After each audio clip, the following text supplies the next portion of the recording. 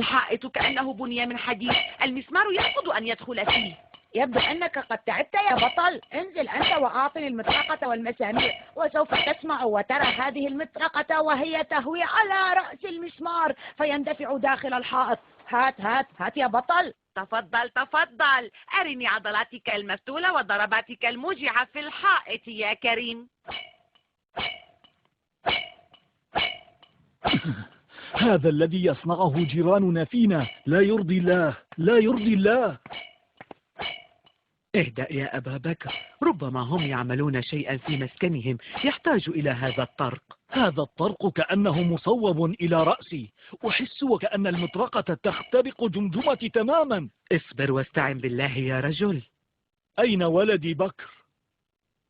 ها أنا ذا يا أبي. اذهب يا ولدي إلى جيراننا، قل لهم إن أبي يريد أن ينام، تعب في عمله طوال النهار ومن حقه أن ينام. بكر، استخدم أرق الألفاظ وأطيب الكلمات، فنحن جيران، وللجار على الجار حقوق وله حقوق. أسرع يا بني، يبدو أنهم قد قرروا هدم المنزل على رؤوسنا. أسرع يا بكر. أمرك يا أبي. ألطف بنا يا إلهي. نعم. ترن ترن ترن ترن. هل نجلس خلف الباب؟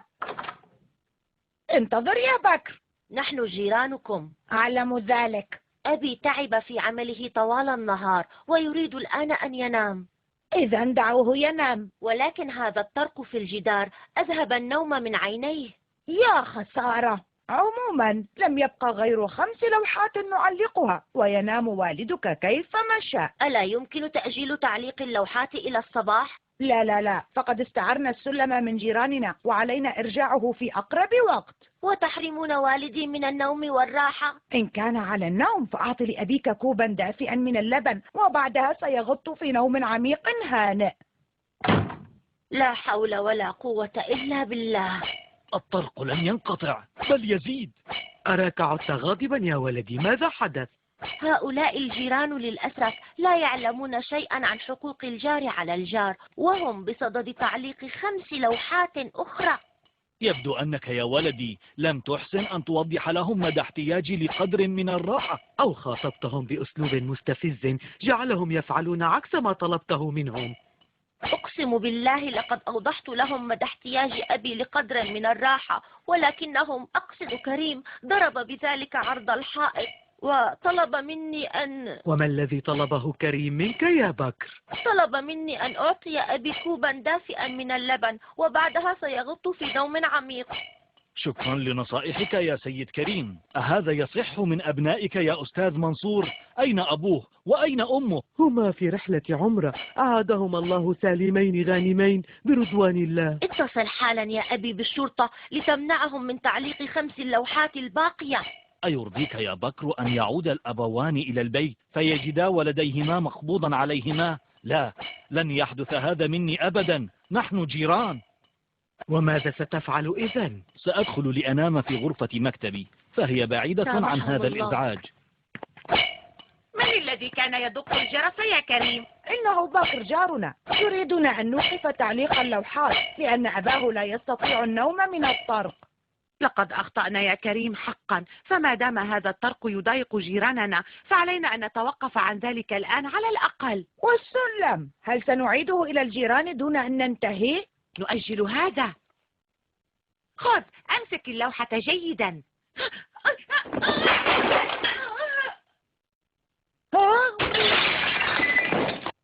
رأسي، لقد انقسم نصفين رأسي. الدم غزير، ماذا أفعل؟ هيا ساعدني يا أخي. سأذهب إلى جيراننا ليساعدونا. انزلق السلم وسقطت اللوحة التي كنت أعلقها فوق رأس أخي، فشج رأسه وسال منه دم غزير. وأين كريم؟ لقد تركته ينزف في البيت. من هذا الذي ينزف؟ إنه كريم، لقد شج رأسه. وماذا تنتظرون؟ هيا نأخذه إلى المستشفى سريعا يا ولدي.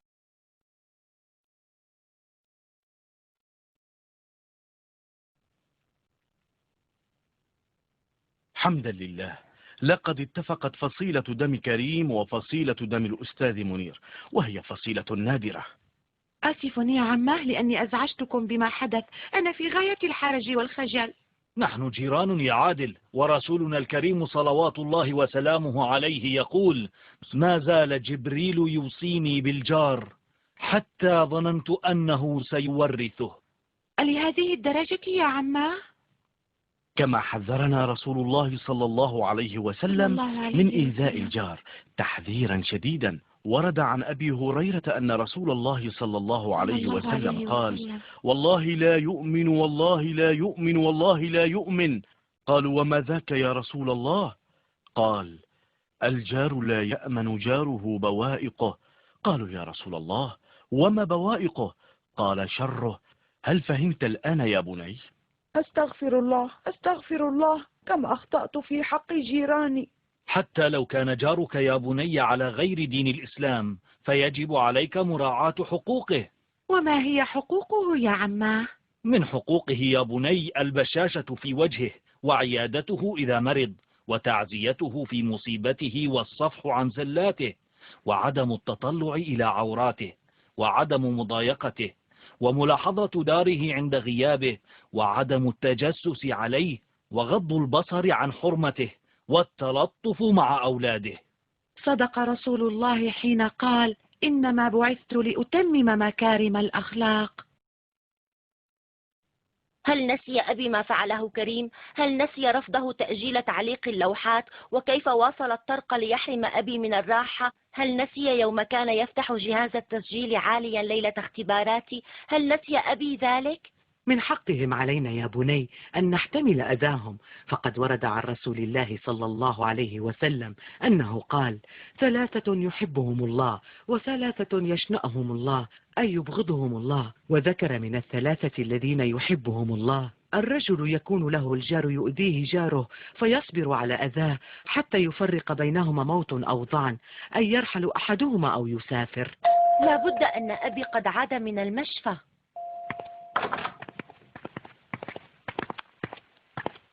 السلام عليكم. حمدا لله على سلامتك يا أخي.